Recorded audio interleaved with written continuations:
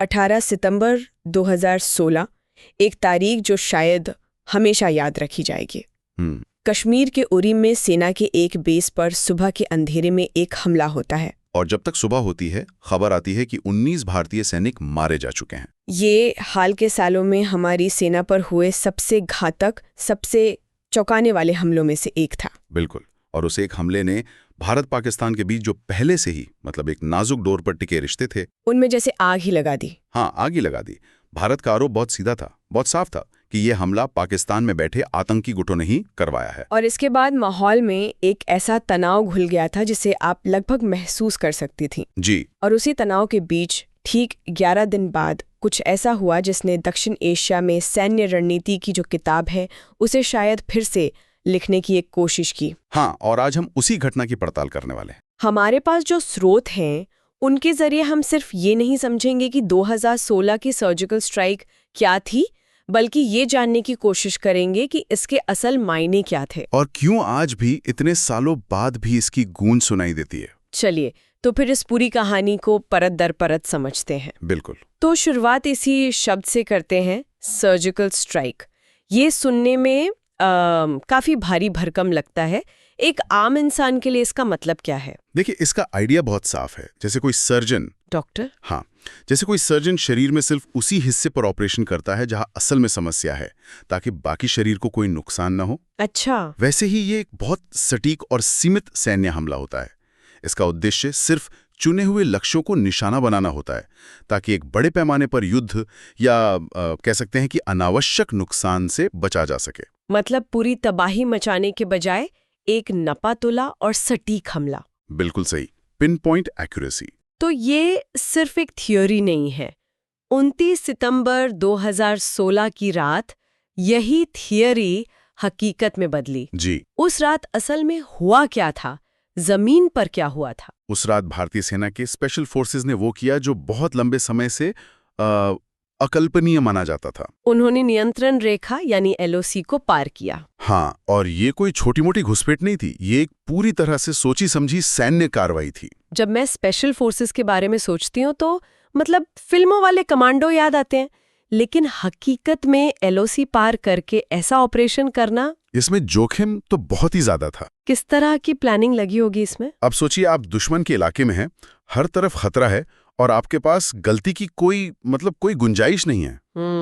इन टीमों का लक्ष्य एकदम साफ था, उन लॉन्च पैड्स को तबाह करना जहां से आतंकवादी भारत में घुसने की तैयारी कर रहे थे। लॉन्च पैड, ये वो ठिकाने होते हैं जहां आतंकी घुसपैठ से ठीक पहले जमा होते हैं, एक तरह का आखिरी पड़ाव। बिल्कुल, एक स्टेजिंग एरिया कह सकते हैं।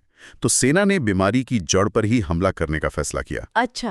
और सूत्रों के मुताबिक ये एक साथ कई जगहों पर किया गया हमला था। स्पेशल फोर्सेस ने इन ठिकानों को नष्ट किया। वहां मौजूद आतंकियों को भी खत्म किया होगा। हाँ, वहां मौजूद आतंकियों को खत्म किया। और सबसे अहम बात, कुछ ही घंटों के अंदर बिना अपने किसी सैनिक को खोए वापस अपनी सीमा में लौट आए। ये तो बहुत बड़ी बात है। और यही इस ऑपरेशन की सबसे बड़ी कामयाबी थी, तेजी, सटीकता और बिना किसी नुकसान के वापसी। ठीक है, तो ये साफ हो गया कि क्या और कैसे हुआ, पर अब आते हैं सबसे बड़े सवाल पर, क्यों? इस तरह के जोखिम भरे ऑपरेशन का असल मकसद क्या था? एक मकसद तो साफ नजर आता है, उरी हमले का एक जबरदस्त जवाब देना। हाँ, वो तो था ही, लेकिन ये सिर्फ एक बदला लेने वाली कार्रवाई नहीं थी। अच्छा। हमारे स्रोत बताते हैं कि इसका पहला और सबसे बड़ा मकसद था भविष्य के हमलों को रोकना। ये एक तरह का प्रीएम्प्टिव स्ट्राइक था। प्रीएम्प्टिव मतलब हमला होने से पहले ही रोक देना। बिल्कुल। संदेश ये था कि अगर तुम हमारे यहाँ हमला करने की तैयारी भी करोगे तो हम तुम्हें तुम्हारे घर में घुस कर रोकेंगे। तो ये सिर्फ एक प्रतिक्रिया नहीं थी, बल्कि भविष्य के लिए एक चेतावनी भी थी। सही कहा आपने। एक तरह से ये आतंकवादियों की सप्लाई लाइन पर सीधा हमला था।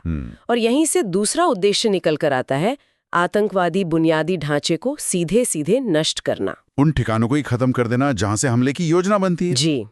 लेकिन इसका एक तीसरा और शायद सबसे अहम मकसद भी था, जो सीधा कूटनीति और रणनीति से जुड़ा है। और वो क्या था? वो था एक कड़ा संदेश देना, एक ऐसा संदेश जो सिर्फ आतंकी गुटों के लिए नहीं बल्कि पाकिस्तानी सेना और पूरी दुनिया के लिए था। संदेश क्या था? संदेश ये था कि भारत के सब्र का पैमाना अब भर चुका है। अब वो इस तरह के हमलों को चुपचाप बर्दाश्त नहीं करेगा। लेकिन ये संदेश इस तरह दिया गया कि एक बड़ा युद्ध न छिड़ जाए। बिल्कुल। इसीलिए एक सीमित, सटीक सर्जिकल स्ट्राइक को चुना गया। ये ताकत का प्रदर्शन भी था और एक तरह का संयम भी। लेकिन क्या इसे वाकई संयम कहा जा सकता है?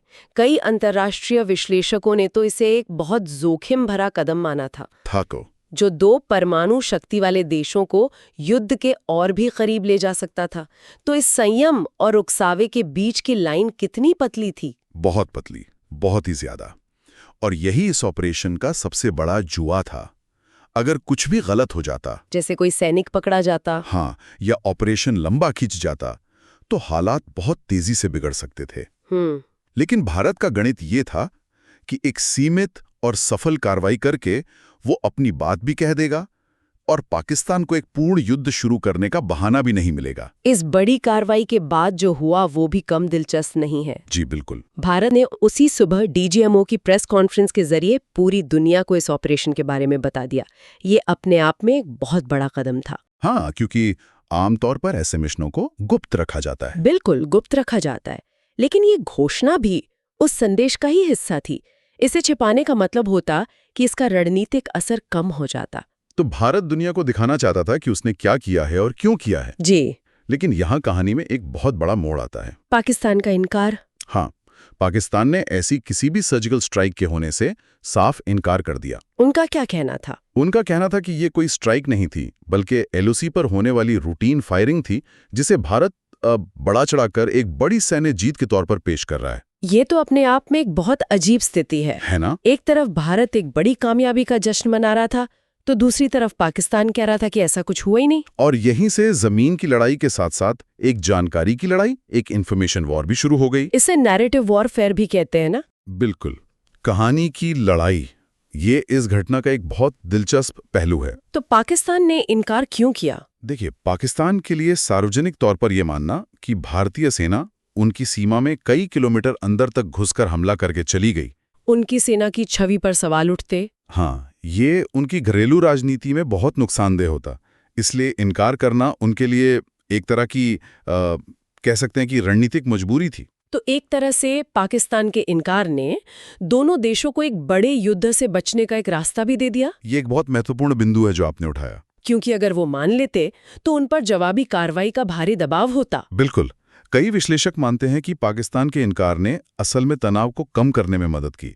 जमीन पर जो हुआ सो हुआ, लेकिन बयानों में दोनों देश एक ऐसी स्थिति में आ गए जहां से पीछे हटना संभव था। तो लड़ाई अब बंदूकों से ज्यादा कहानियों की हो गई थी। हाँ, कौन अपनी कहानी को दुनिया के सामने बेहतर तरीके से रख पाता है। ये तो हुए तात्कालिक परिणाम, लेकिन अगर आज हम पीछे मुड़कर देखें तो ये घटना इतनी महत्वपूर्ण क्यों मानी जाती है? राष्ट्रीय सुरक्षा पर होने वाली बहसों में इसे एक मील का पत्थर क्यों कहा जाता है? क्योंकि इसने भारत की जवाबी कार्रवाई करने की जो सोच थी, जो नीति थी, उसमें एक बहुत बड़ा मोड़ ला दिया। कैसे? इसे समझने के लिए हमें थोड़ा पीछे जाना होगा।